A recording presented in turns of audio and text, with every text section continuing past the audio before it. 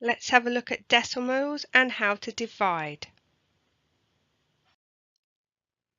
Patterns with dividing decimals. So if we have 8 divided by 4, that's 2. Times them both by 10, 80 divided by 40, that's also 2. And if we go the other way, 0.8 divided by 4, we're going to move the decimal place, and obviously that will be 0.2 would be that answer. So let's evaluate.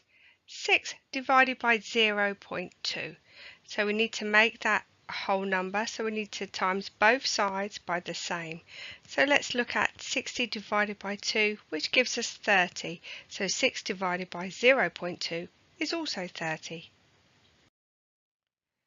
And as it gets harder, we may need to use short division.